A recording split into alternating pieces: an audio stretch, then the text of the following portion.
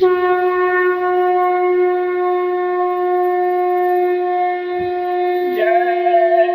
गुरुदेव, जय गुरुदेव। मेहनत और ईमानदारी अपनाओ, खोई बरकत वापस पाओ। जो अंडा मांस खाएगा सीधे नरक में जाएगा।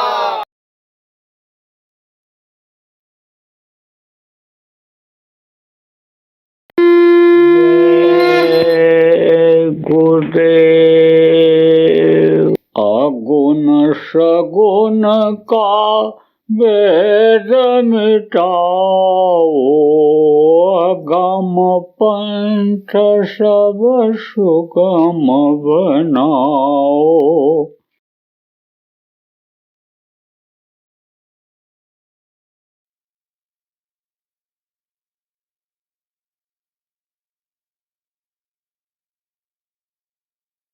मनुष्य शरीर भी मिला, लेकिन रास्ता बताने वाले मिल नहीं पाए और कर्मों के चक्कर में आ गए और नरकों का भी चक्कर काटने चले गए। 84 में भी आ गए। तो समझो प्रेमी कि फिर जो है क्या हुआ, आप ये समझो प्रेमियों की फिर क्या हुआ। फिर जब वो नहीं निकल पाए तो मूर्तियां बनाई, मूर्तियों की पूजा करने लगे। तो मूर्तियां क्यों बनाई थी? एक व्यास ऋषि थे, उन्होंने मूर्तियों को इसलिए बनाया था कि यहाँ आकर के बैठ करके लोग ध्यान लगाएंगे, और आंखें उनकी चमकीली बनाई, बड़ी बनाई थी। आंखों को देख करके ऐसे, और आंखों में आंखें डाल करके साधना करना सीखेंगे लोग। लेकिन फिर समय बदला तो लोगों ने सोचा कि अब भाई समय नहीं है, मन लोगों का कमजोर पड़ा, मन खराब हुआ, शरीर गंदा हुआ, खान पान बिगड़ा, चरित्र बिगड़ा। तब क्या हुआ? तब लोग बोले फूल पत्ते प्रसाद चढ़ा दो, और समझो कि यहाँ घंटा बजा दो, घड़ियाल बजा दो, जो ऊपर बज रहा है, सुनाई पड़ रहा है, जो लोगों ने सुना है उसको बजा दो, प्रसाद चढ़ा दो, देवता खुश हो जाएंगे। और अब तो इस समय देखो मंदिरों में भी लोगों ने, बहुत से लोगों ने जाना बंद कर दिया। समय नहीं है, कहीं भी नहीं जाते, किसी को नहीं जाते, ना दादा ना भैया, और सबसे बड़ा रुपया। रुपया को ही सब कुछ मान लिया, उसी को कमाने में लगे हुए हैं। लेकिन सोचो, किसी के काम ये रुपया पैसा मान सम्मान घर मकान ये आया है? आखिरी वक्त पर सब कुछ छोड़ करके जाना पड़ेगा। हनी रे मन मुसाफिर निकलना पड़ेगा, काया कुटी खाली करना पड़ेगा। ये काया कुटी है, किराए के मकान की तरह से है मनुष्य शरीर। जैसे किराए के मकान में हमेशा कोई नहीं रह सकता, ऐसे इसमें तो कोई रह नहीं पाता। लेकिन अब तो सब ऐसे बनाए। अब तो न गीता पढ़ते हैं, न रामायण पढ़ते सुनते हैं, न कोई वेद पुराण की बात होती है। अब कथा भागवत जो और भी धार्मिक अनुष्ठान जो माता पिता दादा जी करते थे, कहते हैं कि हम कर देंगे। कैसे कर लोगे? अरे हम भी कथा सुन लेंगे। कहाँ सुन लेंगे? मोबाइल में सुन लेंगे, टीवी में सुन लेंगे। और अगर जबरदस्ती लड़कों को पकड़ ले जाते हैं माँ बाप, तो वो मंदिर के सामने नमस्ते हनुमान जी, नमस्ते भगवान जी, नमस्ते करके निकल जाते हैं। तो आपको समझने की जरूरत है कि इसलिए बनाया था मूर्तियों को। लेकिन अब देखो समय बदलता धीरे धीरे चला गया, और लोगों के कर्म खराब होते गए, खान पान खराब होता गया। खान पान की वजह से ही चरित्र लोगों का गिरता चला गया, और खान पान खराब होने की वजह से मांस मछली अंडा शराब का सेवन करने की वजह से प्रकृति भी नाराज हो गई। समय पर जाड़ा, समय पर गर्मी, समय पर बरसात नहीं हो रही, शरीर रोगी हो गया, कोई काम कर नहीं सकता, आदमी मन मलिन हो गया। तो ऐसे समय पर तो जीवात्मा का कल्याण हो पाना बड़ा मुश्किल हो रहा था, और कर्मों के अनुसार सजा मिलने लगी। नरकों में जीव जाने लग गए। अब नरकों में तो बहुत मार पड़ती है, इतनी मार पड़ती है कि 4-4 कोस तक चिल्लाने की आवाज जाती है। 20-20 किसी किसी नर की आवाज तो 100 मील तक चिल्लाने की जाती है। उसमें जो मार पड़ने पर चिल्लाते हैं, सजा के वक्त जो चिल्लाते हैं, कोई बचाने वाला नहीं मिलता है। किसको याद करते हैं जब हर तरफ से निराश हो जाता है आदमी? लड़के को भी बुला लिया, पत्नी को भी बुला लिया, नाती पोता को भी बुला लिया, सबको बुला लिया, तब पड़ोसी कहते हैं, लोग कहते हैं, दादा राम राम बोलो, कृष्ण कृष्ण हरे कृष्णा बोलो। जो भी घर में लोग नाम जानते हैं भगवान का, कान में बोलते हैं मरने वाले के, जब तकलीफ होती है कि यह नाम बोलो, तो वो भी उसी तरह से बोलने लगता है। कहा गया है कि दुख में सुमिरन सब करे, सुख में करे न कोई, जो सुख में सुमिरन करे तो दुख काहे को। तो हमेशा अगर उस प्रभु को याद रखा जाए तो तकलीफ हो क्यों। लेकिन तकलीफ में याद किया लोगों ने, जब मार पड़ी तो जीवों ने उस प्रभु को याद किया कि दया करो दया करो दया करो। तो वो तो दयालु ही है, दया ही करता है। सकल जीव मम उपजाया, सब पर मोर बराबर दाया, इसीलिए दया सिंधु, इसीलिए सच्चिदानंद, इसीलिए कृपालु उसका नाम रखा लोगों ने। दीन बंधु, दीनों के नाथ, इसीलिए तो नाम रखा। तो दया किया तो किसको भेजा? संतों को भेजा। संतों का पावर बहुत बड़ा होता है। मनुष्य शरीर में ही होते हैं, कोई आसमान तोड़ करके जमीन फाड़ कर नहीं निकलते हैं, माँ के पेट में ही पलते हैं, बाहर निकलते हैं, लेकिन अपना काम बनाते हैं। उस वक्त के जो संत होते हैं उनके पास पहुंच करके, इल्म ले करके, उपाय जान करके, युक्ति जान करके अपनी आत्मा को जगाते हैं। जगते जगते जब ये जीवात्मा पहुंच जाती है, चढ़ते चढ़ते ऊपर जब पहुंच जाती है, सीढ़ी सीढ़ी चढ़ करके जब ये पहुंच जाती है और प्रभु के पास पहुंच जाती है, तो इसमें वो ताकत आ जाती है। और जब हुक्म देते हैं कि जा करके आप तुम जीवों को जगाओ, बताओ, काम करो, नाम का दान दो, तब वो अपना काम शुरू कर देते हैं। तो संतों का जब प्रादुर्भाव हुआ तो ये जीवात्मा को उन्होंने समझाया, कहा, अरे तू तो उस अचल अमर देश की है, उस अविरल देश की है कि जहाँ से उतरने के बाद तेरी ताकत खत्म हो गई, पावर खत्म हो गई। यही जीवात्मा जो शरीर को चलाती है, ये देवी देवताओं को बना सकती है, रचना कर सकती है। इसीलिए तो देवता तरसते रहते हैं मनुष्य शरीर के लिए। नर समान नहीं कौनो देही, जीव चराचर जाते ही। जितने भी चराचर के जीव सब इस मनुष्य शरीर को मांगते रहते हैं। इसीलिए तो जीवात्मा को जब होश दिलाया तब जीवात्मा होश में आई। जैसे कोई लड़की का ब्याह हो जाए कहीं तो गृहस्थी में फंस जाती है, अपने वही दिखाई पड़ता है, अपने पीहर को भूल जाती है, माता पिता को भूल जाती है।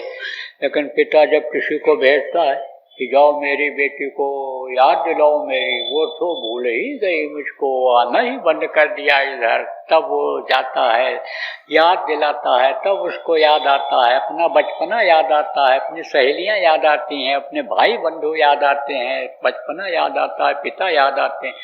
लेकिन कहती अब तो हम फंस गए, क्या करें, ये अच्छे बच्चे कच्चे, ये धन दौलत और ये सास ससुर, और इसमें हम बंधन में आ गए, अब इनको कैसे छोड़ पाएंगे। बुढ़े को रोटी कौन खिलाएगा, पानी कौन पिलाएगा, बच्चों को स्कूल कौन भेज पाएगा तैयार करके। ये मजबूरी व्यक्त करती हैं। तो वो क्या करते हैं, सिखाते हैं कि इस तरह से तुम कर दो। जैसे बहुत से आप गृहस्थ हो, घर में रहते हो, लेकिन गृहस्थी को चलाना ही ठीक से नहीं जानते हो और उसी में लगे रहते हो 24 घंटा। लेकिन जब सीख जाते हैं सत्संगी, देखो सत्संग सुनते सुनते यानी बहुत से लोगों को जानकारी हो गई कि कैसे गृहस्थी सेट किया जाता है, तो टाइम निकल आता है, सत्संगों में भी निकल आता है टाइम। सब हम तो देखते हैं कि कुछ लोग ऐसे हैं कि ज़्यादातर जगहों पर आप ये समझो कि पहुंचे रहते हैं सत्संग। अब यहीं पर मैंने देखा बम्बई से लोग आए हैं, आप ये देखो इंदौर से लोग आए, कई जगहों से लोगों को मैंने देखा यहाँ आए, गुजरात से आए। किस लिए आए कि पूनम को, हर पूर्णिमा को जहाँ कहीं भी होगी हमको जाना ही जाना। अब उनका कोई काम बिगड़ेगा 3 दिन लग जाए, 4 दिन लग जाए, वो सब सेट करके आए। किस पर छोड़ के आए? उस प्रभु पर जो पैदा होने के पहले माँ के स्तन में दूध भरता है, वही देता, वही खिलाता, वही परवरिश करता है। आदमी जब ये सोच लेता है मैं कर रहा हूँ, तो उसी में फंसा रह जाता है। तो संत जब आते हैं तो गृहस्थी सेट करा देते हैं और समय आदमी निकालने लगता है। उसको ये विश्वास हो जाता है कि मेरे करने से कुछ नहीं होगा, उस प्रभु के ही करने से होगा। और जो मैं कर रहा हूँ घर में, वो जो अकल हमको वो प्रभु दे रहा है, वही अकल मेरे लड़के को, मेरी पत्नी को, मेरे पति को, मेरे सास ससुर को, मेरे माता पिता को दे देगा और वही इसको संभाल लेंगे। नहीं संभाल पाएंगे तो पड़ोसियों को प्रेरणा दे देगा। पड़ोसियों के अंदर ये बात आ जाएगी, भाई बुढ़ा अकेला है, लड़का अच्छे काम के लिए गया है, धर्म काम के लिए गया है, तो हम भी उसमें कुछ मददगार हो जाएं। बुढ़े को खिला दें, बुढ़े को नहला दें, बुढ़े को पानी पिला दें, इनके जानवरों को 1 दिन 2 दिन खिला दें, तो उसके अंदर प्रेरणा हो जाती है, वो इस काम को कर देता है। तो पहले तो ये गृहस्थी सेट कराते हैं, शरीर को स्वस्थ रखने का बताते हैं। जैसे बताया गया कम खाओ, जैसे बताया गया कि समझो कि ज़्यादातर कोशिश करो जो ये यानी भोग है, यानी चाहे खाने का हो चाहे इंद्रियों का भोग हो, इससे यानी इसको कम करो, ज़्यादातर यही बताया जाता है। इससे यानी इसमें मत फंसो, तो इसमें फंसोगे तो समय यानी आपको नहीं मिलेगा, शरीर भी कमज़ोर होगा, इसीलिए तो बताया जाता है। तो शरीर को स्वस्थ रखना जरूरी होता है, क्योंकि शरीर ही अगर नहीं काम करेगा तो न तो घर का काम कर पाओगे, न बच्चों की परवरिश कर पाओगे, न भजन ध्यान सुमिरन कर पाओगे, भगवान भी अच्छे नहीं लगेंगे। जब तबीयत खराब रहेगी तो रोग से बचो, वो काम कर लो, खाने का, कपड़े का, घर मकान बनाने का, सब काम कर लो, लेकिन 24 घंटा इसी में मत लगे रहो। थोड़ी देर जिसलिए यह मनुष्य शरीर मिला है वो काम करो, सुमिरन करो, ध्यान करो, भजन करो, इसीलिए तो बताया जाता है। तो वो आते हैं क्या जब, तो इन्हीं तरह की बातों को बताते हैं, समझाते हैं और फिर प्रभु को याद दिलाते हैं। जब गृहस्थी सेट हो जाती है, जब निश्चिंत हो जाता है आदमी, तब उसका मन उधर लग जाता है कहाँ, प्रभु के तरफ जाने का। तो देखो अब तो पहली बार कोई आता है तभी नामदान दे दिया जाता है, लेकिन गुरु महाराज देखो शुरू में क्या करते थे, सत्संग 2 3 4 सुनवाते थे, ये सत्संग सुनो फिर नामदान देंगे। आता था कर्म करते थे, हाथ पैर आंख कान के कर्मों की सफाई होती थी, जब निर्मलता आती थी अंदर की, कर्म करते थे तब नामदान देते थे। बर्तन की सफाई ज्यादा करते थे, इसलिए समझो आप कि देर में नामदान देते थे।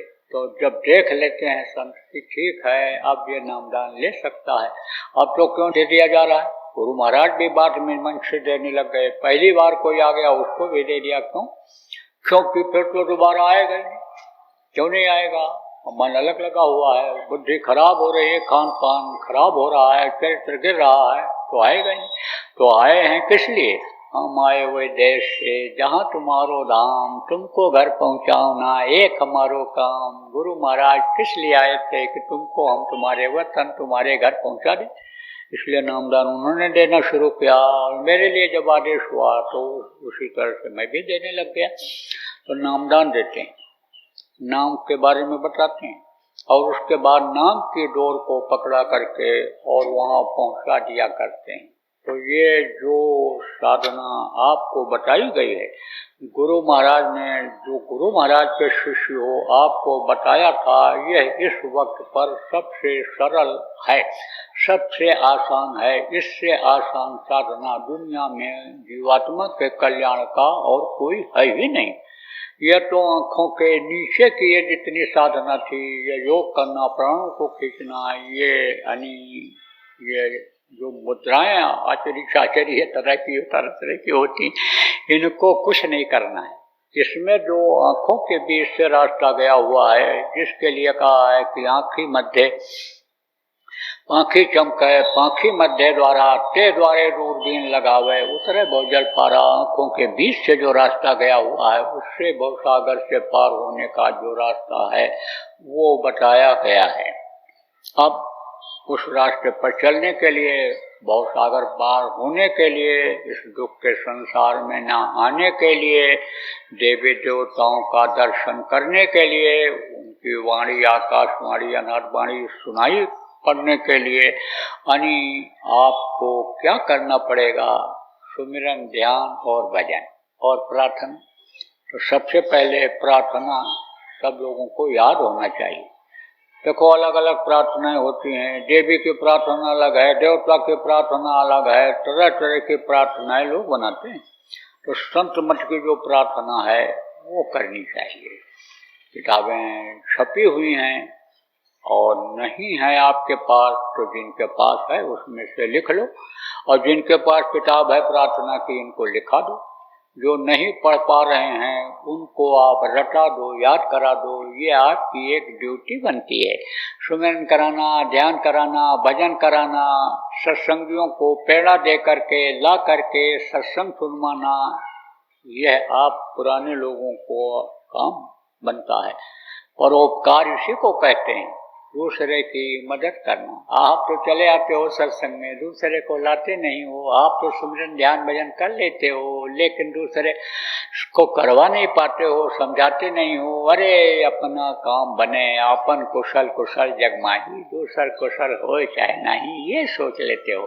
तो भाई वो परोपकार थोड़ा माना जाए, और मनुष्य ही परोपकार कर सकता है। तो थोड़ा परोपकार करो, इनको प्रार्थना याद कराओ, प्रार्थना लिख कर दो, सुमिरन ध्यान भजन समझाओ, नए लोगों को समझाओ, प्रेरणा दो, बुराइयों से छुड़वाओ, सत्संग मिलाओ, नामदान दिलाओ, भजन करो। ये पुराने प्रेमियों का काम बनता है। दूसरे का अगर आप भलाई कर दोगे तो वो फल आपको मिल जाएगा। देखो इंश्योरेंस करने वाले होते हैं, इंश्योरेंस जिसको जीवन बीमा कहते हैं, तो वो बीमा करा देते हैं, और रुपया जब मिलता है तो किसको मिलता है? उसको मिलता है जो बीमा करता है, और जितना पैसा देता है उसका ज्यादा मिलता है, कई गुना ज्यादा मिलता है। फायदा उसका ज्यादा होता है, लेकिन थोड़ा फायदा इनको भी हो जाता है, इनका भी हो जाता है। किसका हो जाता है? जो एजेंट बीमा करता है कमीशन उसको भी मिल जाता है। अब अगर अपना बीमा करावे तो उसको कम मिलेगा, और 100 आदमी 200 आदमी का बीमा करा दिया तो कमीशन में ही अपने बीमे से ज्यादा मिल जाता है। इसलिए लोगों को समझाना चाहिए, बच्चियों इस बात को समझ लो, समझाना चाहिए, कराना चाहिए, बुला बुला करके यानी बैठा करके कराना चाहिए। साप्ताहिक सत्संग इसीलिए तो बताया गया, लोगों को बुलाओ, बैठाओ, जो नहीं आता है फोन करो, भाई क्यों नहीं आए। आप ये समझो मासिक सत्संग है और रोज का ध्यान भजन का केंद्र, इसीलिए तो गांव में बनवाया गया, सब जगह शहरों में मोहल्लों में, कि भाई लोग इकट्ठा होने लग जाएं, सामूहिक सांसद भजन का फायदा भी लेने लग जाएं। तो आप उनको प्रार्थना याद करा दो, और जब भी सुमिरन करो, जब भी ध्यान करो, जब भी भजन करो, तो बीच में और कोई न रहे। बीच में और कोई का मतलब क्या होता है?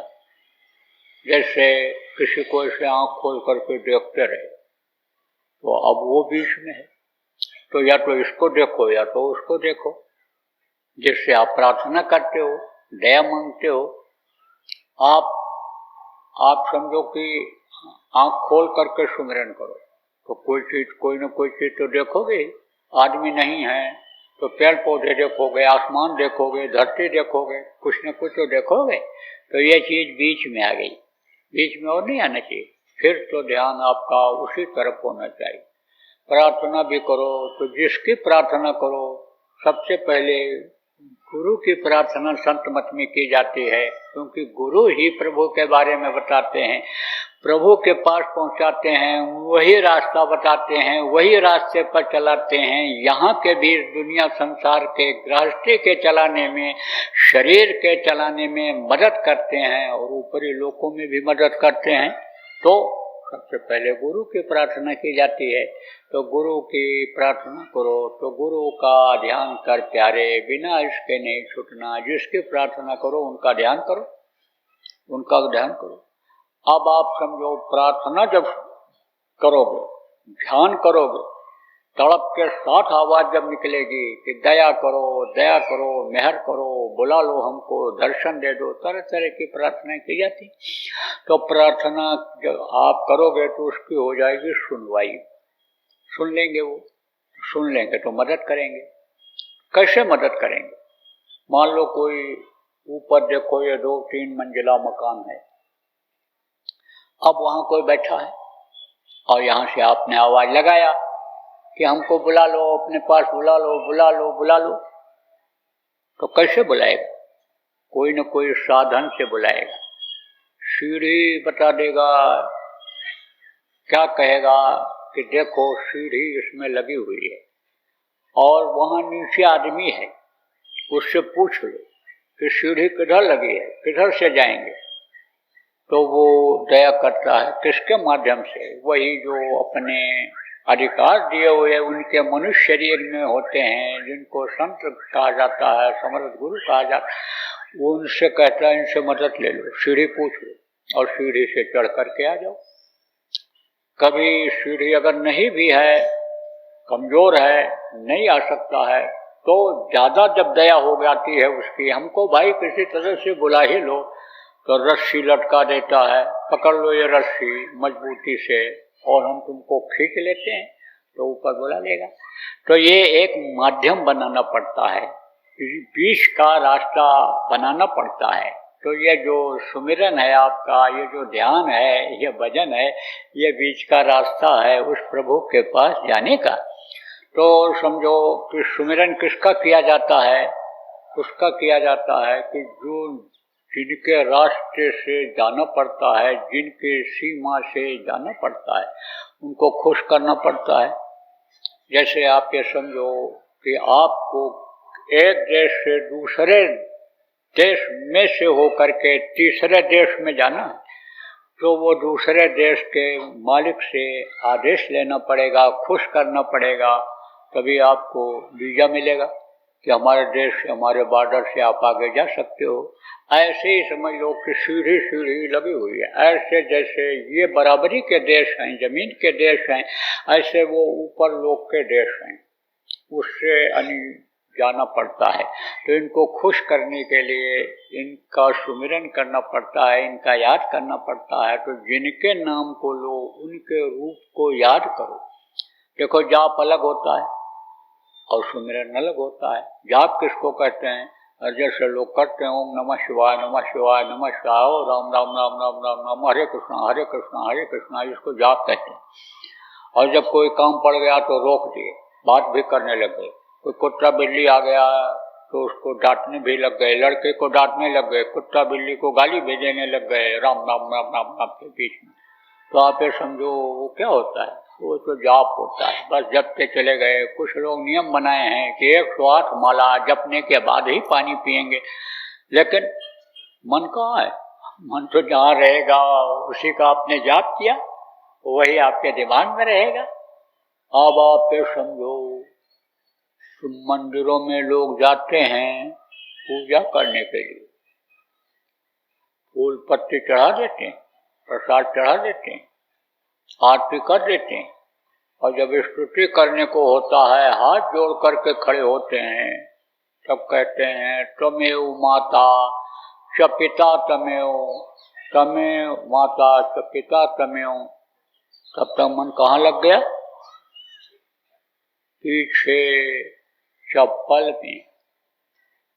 बोले नहीं नहीं, चप्पल है, 1500 रुपये खरीदा है, कहीं कोई लेकर चला न जाए। गलती किया हमको पुरानी चप्पल लेकर के पहन करके आना चाहिए, हम तो नहीं ले आए। तो उधर ऐसे आंख से देखने लगे, लेकिन स्तुति करना नहीं बंद किया। जैसे जाप बताया, जाप करने वाले बंद नहीं करते हैं। गाली दे दिया, बात कर लिया, फिर सीताराम सीताराम, राम राम राम, हरे कृष्णा जपते रहे। अब जब देखा चप्पल को, तब तक वो आगे वाली लाइन पढ़ने का आ गया समय। तो देवता की मूर्ति को देख करके बोले त्वमेव माता च पिता त्वमेव। तो चप्पल को देख करके कहते हैं त्वमेव बंधु च सखा त्वमेव। बोले हाँ भाई है चप्पल। फिर आगे घूमे मूर्ति के समय, मूर्ति की तरफ देखे तो फिर आगे की लाइन बोले त्वमेव माता च पिता त्वमेव, त्वमेव बंधु च सखा त्वमेव, त्वमेव विद्या च दबड़म त्वमेव। तब तक फिर मन लग गया उधर चप्पल की तरफ कि अब न लेकर चला गया हो, कोई भीड़ भाड़ ज्यादा रही, लोग निकल ही रहे हैं अभी मंदिर में से, अब न लेकर के चला गया हो। चप्पल की तरफ देख करके कहता है त्वमेव देव मम देव देवा, त्वमेव सर्वम मम देव देवा। तो अब जिसको देखेगा जिधर मन जाएगा वही तो देव बनेगा उनका। इसीलिए कोई फायदा नहीं होता है, कोई लाभ नहीं होता है। वही तो तेली केरा बैल जो घर ही कोस 50, आसन मारे क्या हुआ गई न मन की आस। देखो पहले कोल्हू हुआ करता था, उससे तेल निकालते थे, तो बैल से कोल्हू को चलाते थे, तो दिन भर चलता रहता बैल, लेकिन एक कोस भी आगे नहीं बढ़ पाता था, बस वहीं चक्कर लगाता रहता, घूमता रहता, उसी में बुढ़ा हो जाता, उसी में मर जाता था। तो ऐसे ही समझो कि बस इसी में घूमर करके लौट करके 84 में आना पड़ जाता है। इसलिए जिसके नाम को लो उसके रूप को करो याद, आप ये समझो, तब वो सुमिरन पक्का माना जाएगा। और ध्यान में भी यही होता है कि इधर से ध्यान हटाओ, कुछ समय के लिए दुनिया को भूल जाओ, दुनिया को कुछ मत समझो, दुनिया के चीजों को भूल जाओ, यहाँ तक कि अपने शरीर को भी भूल जाओ, शरीर के भी तरफ ध्यान न जाए। समझ लो कि अब हम दुनिया से चले गए, खत्म हो गए, मर गए, ना हमारा कुछ रहा ना हमारा शरीर रहा, तो थोड़ी देर के लिए मरना जीना यही तो कहलाता है। इसीलिए जब जीवात्मा निकल जाती है तब कहते हैं मर गए, और जब फिर आ जाती है तब फिर कहते हैं जिंदा हो गए। दिन में 10 बार मरो 10 बार जियो। तो जब ये सूरत निकलेगी ऊपर जाएगी तब ये शरीर निर्जीव होगा, मरेगा। लेकिन पहले तो आपको मन मारना पड़ेगा, मन को उधर से हटाना पड़ेगा कि जो आपके ऊपर जाने में मरने में बाधा डालता है, तो उधर से मन को हटाओ और उस तरफ आप लगाओ। किधर जिधर ध्यान कर रहे हो उस तरफ आप मन को लगाओ, तो नीचे से सिमटा होगा। और ये प्राण और ये सब शक्ति खींच करके आएगी। कहाँ आएगी? इन्हीं दोनों आंखों के बीचों बीच में जहाँ जीवात्मा बैठी हुई है वहाँ आएगी। और उसके सामने जो पर्दा लगा हुआ है कर्मों का, जान अनजान में कर्म जो बन गए, जान करके बुरा कर्म किया या अनजान में बन गए, वो जो पर्दा लगा हुआ है वो हटेगा। और जब हटेगा तब उगर ही विमल विलोचन ही के, मिटहि दोष दुख भव रजनी के, सूझहि रामचरित मणिमारे, गुप्त प्रकट जहाँ जो जय कहानी। जब वो आँख खुलेगी तब ये सारे संकट दूर होंगे। तब ये जो है यानी सूझहि रामचरित मणिमारे का, राम का चरित्र, प्रभु का चरित्र जो मनुष्य शरीर के अंदर में हो रहा है वो तब दिखाई पड़ेगा। और वो तब मिलेगा, तब उससे शांति मिलेगी, सुकून मिलेगा। नहीं तो धन बहुत हो जाए, मकान बहुत हो जाए, बड़ी इज्जत हो जाए, लेकिन शांति न रहे तो आदमी चैन की नींद सो नहीं पाता है, ठीक से खा करके हजम नहीं कर पाता है। तो समझो कि ये आंखों के बीच का रास्ता खुल जाता है। कैसे? जब कर्म हट जाते हैं, तब वो पर्दा जब हट जाता है तो दिव्य दृष्टि आत्म चक्षु शिव नेत्र खुल जाता है। शिव लोग, ब्रह्मा लोग, विष्णु लोग, देव लोग सब दिखाई पड़ने लग जाते हैं। आत्मा को अपने बारे में जानकारी हो जाती है। जब आत्म साक्षात्कार हो जाता है कि मेरे अंदर ये ताकत है, मेरे अंदर वो शक्ति है, मेरे अंदर वो प्रकाश है, मेरे अंदर वो पावर है कि मैं तो जिस डोर से नीचे उतारी गई हूँ उसी डोर को पकड़ करके उस प्रभु के पास पहुँच सकती हूँ। तो ध्यान इस तरह से लगाओ कि एकदम से बिल्कुल जहाँ अंदर में दोनों आंखों से देखो वहीं पर देखते रहो, इधर उधर मन को मत दौड़ाओ, ध्यान वहीं पर लगाओ। और भजन किसको कहते हैं बाहर से आवाज को बंद करके कान में उंगली लगा करके बाहर की आवाज अंदर न जाए, अंदर में आवाज को पकड़ने की कोशिश करनी रहती है। तो कुछ तो आए ही होंगे, कुछ ऐसे भी नए लोग आ गए होंगे, जो आसपास के लोग आए होंगे कल सुनने के लिए, अच्छा लगा होगा, अपने परिवार वालों को भी ले आए होंगे, बताए भी होंगे लोगों को। तो हाँ, इसमें कई लोग हैं जो नामदान लेने के लिए आए हैं, तो नामदान भी देना है। यही ज्यादा जरूरी है इस वक्त पर, नामदान लेना, नामदान के बारे में समझना, गुरु के बारे में समझना, प्रभु के बारे में समझना, मनुष्य शरीर के बारे में समझना, ये समझो नए लोगों के लिए ज्यादा जरूरी है। जो भी प्रचारक हो, आप इन्हीं सब के बारे में लोगों को बताओ और समझाओ, और जो नामदान ले लिए हैं उनके लिए सुमिरन, ध्यान, भजन और प्रार्थना के बारे में जानकारी करना जरूरी है। लगन लगाना है इसमें, दुनिया की तरफ से मन को हटा करके इसमें लगाने की इस समय पर जरूरत है। तो वही चीजें बताई जाएंगी, सब समझाया जाए। बहुत से लोग तो 2 घंटा भी नहीं बैठ पाते हैं, लेकिन मन लग गया इधर तो पता नहीं चलता है। जैसे मन कहाँ लगा रहता है, ट्रेन पकड़ने वाले का, ड्यूटी पर जाने वाले का, कि हमको 8 बजे ड्यूटी पकड़नी है, ड्यूटी पर जाना है, हमको 12 बजे की ड्यूटी पकड़नी है, तो धूप देखता है? नहीं देखता है। ठंडी देखता है? कुछ नहीं। उसको तो मन उसका कहाँ लगा रहता है कि हम समय से पहुंच जाएं। तो ये सब जो चीजें हैं महसूस जब होती हैं, पैर की थकावट महसूस होती है, तब पता चलता है। ज्यादा देर अभ्यास अभी करने लग जाओ, शुरुआत में दर्द होगा पैर में, और ज्यादा देर बैठे रहोगे तो क्या होगा, शून्य हो जाएगा, सब कुछ पता चलेगा। 8 घंटा बैठे रहो, 10 घंटा बैठे रहो, पैर में दर्द ही नहीं होगा जब शून्य हो गया। ऐसे एक तरह से दुनिया की तरफ से सुनते सुनते आदमी शून्य हो जाता है। तो अब ज्यादा बैठाना भी जरूरी नहीं है कि उठो तब चल ही न पाओ, जल्दी रगड़ना पड़े इसको, इसलिए 3 घंटा 2.5 घंटा बहुत होता है। देखो प्रेम, अब आपको बताता हूँ। देखो, ये मनुष्य शरीर दोबारा फिर आपको मिलने वाला नहीं है, और नर को 84 में भटकने के बाद मिला है, बहुत मार खाने के बाद मिला है। इधर उधर जैसे ये जानवर हैं, छोटे जानवर हैं, बड़े जानवरों से जान बचाने के लिए इधर उधर भटकते रहते हैं, बिच्छू जान बचाने के लिए, सांप जान बचाने के लिए इधर उधर भटकते रहते हैं। अंदर में सुराख बना करके धरती के अंदर, जिसको बिल कहते हैं, उसमें बैठते रहते हैं। किस लिए? जान बचाने। ऐसे ही जान बचाते रहे, ऐसे ही भटकते रहे, धक्का खाते रहे। कहा गया ना, 184 भटक कर और पग में अटक्यो आए, और अब की पासा न लगा तो फिर 84 जाए। पग में अटके का मतलब क्या होता है?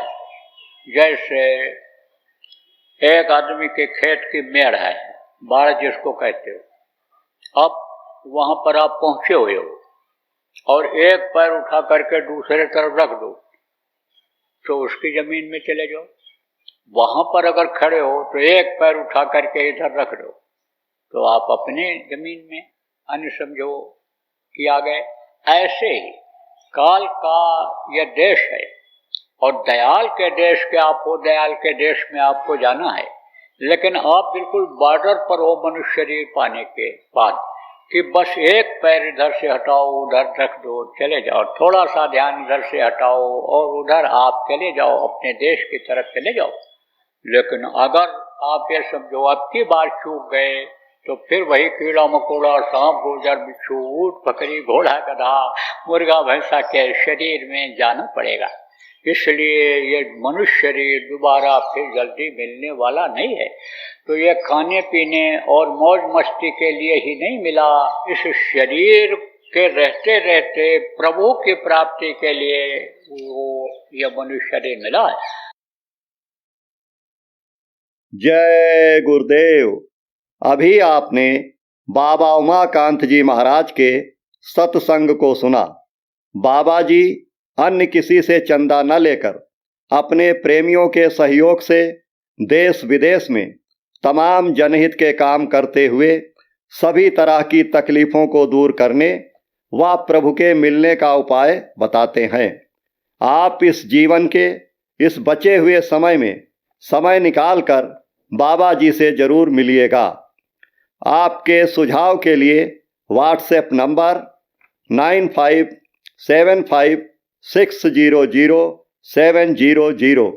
जय गुरुदेव, जय गुरुदेव।